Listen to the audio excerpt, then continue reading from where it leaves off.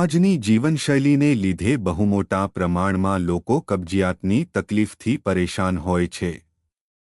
કબજિયાતનો સામાન્ય રીતે અર્થ અઠવાડિયામાં 3 કરતાં ઓછી વાર મળત્યાગ અથવા મળત્યાગમાં મુશ્કેલી પડવી થાય છે. જ્યારે કોઈ વ્યક્તિને અઠવાડિયામાં 3 કરતાં ઓછી વાર મળત્યાગ થાય, કઠણ, સૂકું અથવા ગઠ્ઠાવાળું મળ આવે, મળ પસાર કરતી વખતે ખેંચાણ અથવા દુખાવો થાય, પેટ સાફ થયું ન હોય અથવા ગુદામાર્ગ અવરોધિત હોય તેવું લાગે અને ક્યારેક મળ પસાર કરવા માટે આંગળીનો ઉપયોગ કરવાની જરૂર થાય, તો આ પરિસ્થિતિને કબજિયાત કહે છે. કબજિયાત થવાના કારણો.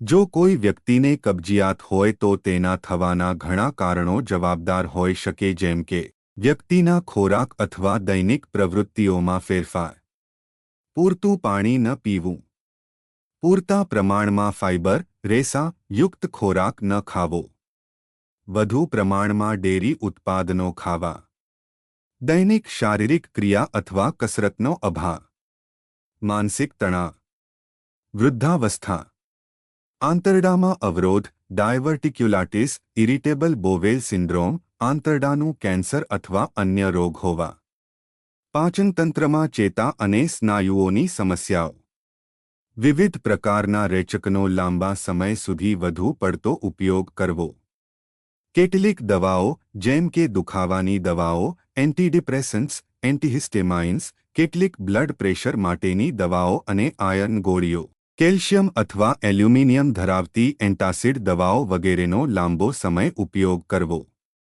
ગર્ભાવસ્થા, પાર્કિન્સન રોગ અથવા મલ્ટીપલ સ્ક્લેરોસિસ જેવી ન્યુરોલોજિકલ પરિસ્થિતિઓ, હાઇપોથાઇરોડિઝમ, પેરાથાઇરોઇડ ગ્રંથિઓ, દવાઓ, કેન્સર અથવા અન્ય કારણોને કારણે લોહીમાં કેલ્શિયમનું પ્રમાણ વધારે હોવું.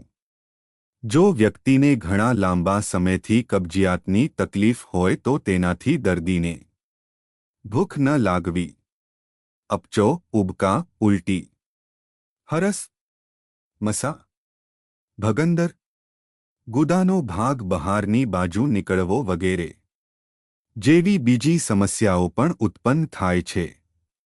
આથી કબજિયાતની સમસ્યાનો સમયસર ઉપચાર કરવો જરૂરી છે. નિદાન. કબજિયાતનું નિદાન કરવા માટે ડોક્ટર વ્યક્તિની સામાન્ય શારીરિક તપાસ કરવા ઉપરાંત પેટ, ગુદાની પેશીઓ અને આસપાસની ત્વચા, ગુદામાર્ગ અને ગુદાના સ્નાયુઓની સ્થિતિની તપાસ કરે છે.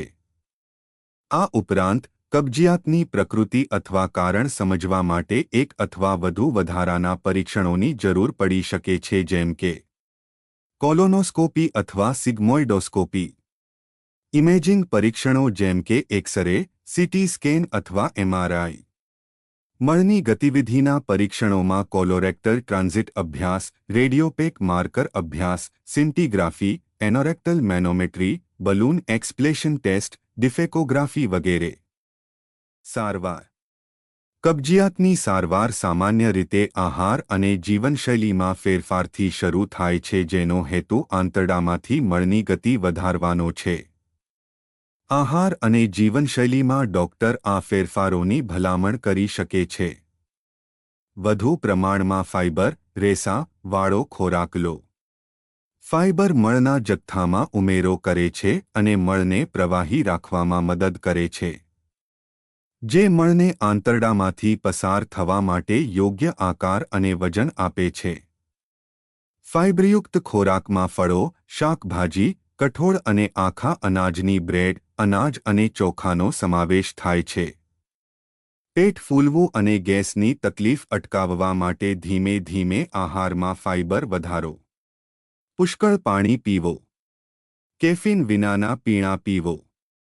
અઠવાડિયાના મોટા ભાગના દિવસો કસરત કરો. નિયમિત શારીરિક પ્રવૃત્તિ આંતરડામાં મળની ગતિ સુધારવામાં મદદ કરે છે. રેચક અથવા જુલાબ કરાવનાર દવાઓ.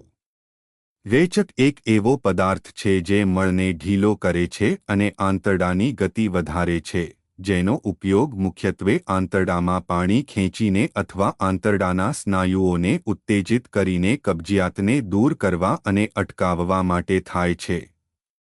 વિવિધ પ્રકારના રેચક અલગ અલગ રીતે કાર્ય કરે છે. ફાઇબર સપ્લિમેન્ટ મળને પ્રવાહી અને નરમ જાળવી રાખવામાં મદદ કરે છે. તેથી તે સરળતાથી પસાર થાય છે. તેમાં ઇસ્બગુલ, કેલ્શિયમ પોલીકાર્બોફિલ, ફાઇબ્રકોન અને મિથાઇલ સેલ્યુલોઝનો સમાવેશ થાય છે. ઓસ્મોટિક રેચક આંતરડામાં મુક્ત થતા પ્રવાહીનું પ્રમાણ વધારીને આંતરડામાંથી મળને ખસેડવામાં મદદ કરે છે. ઉદાહરણોમાં milk of magnesia, magnesium citrate, લેક્ટ્યુલોઝ અને પોલીથિલિન ગ્લાયકોલ, મિરાલેક્સ નો સમાવેશ થાય છે. ઉત્તેજકો આંતરડાની દિવાલોના સંકોચન વધારે છે, જેનાથી મળની ગતિ વધે છે. આમાં બિસાકોડિલ અને સેનોસાઇડ્સનો સમાવેશ થાય છે. ખનિજ તેલ જેવા લુબ્રિકન્ટ્સ મળને આંતરડામાંથી વધુ સરળતાથી પસાર થવા દે છે. ડોક્યુસેટ સોડિયમ અને ડોક્યુસેટ કેલ્શિયમ જેવા સ્ટૂલ સોફ્ટનર્સ વધુ પ્રવાહીને મળમાં ખેંચીને તેને નરમ બનાવે છે. એનીમા એ પ્રવાહી છે જે મળ પસાર કરવામાં મદદ કરવા માટે ગુદામાર્ગમાં ધીમે ધીમે પંપ કરવામાં આવે છે.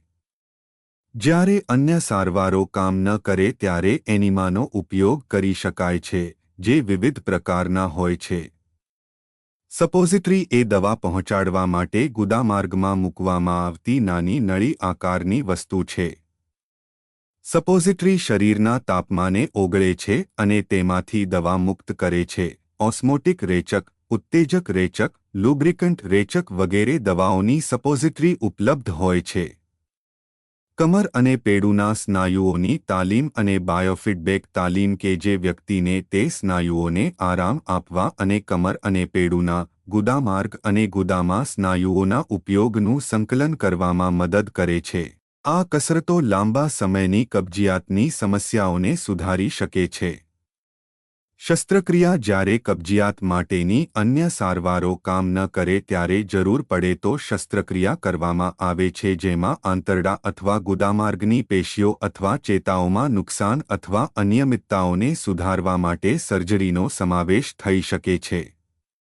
આમ કબજિયાત થતું અટકાવવા માટે શાકભાજી, ફળો, કઠોળ અને આખા અનાજવાળા ખોરાક સહિત પુષ્કળ પ્રમાણમાં ફાઇબરવાળા ખોરાક ખાઓ. પ્રોસેસ્ડ ખોરાક, ડેરી ઉત્પાદનો અને માંસ જેવા ઓછા ફાઇબરવાળા ખોરાક ઓછા ખાઓ. પુષ્કળ પ્રમાણમાં પ્રવાહી પીઓ. સક્રિય રહો અને નિયમિત કસરત કરો.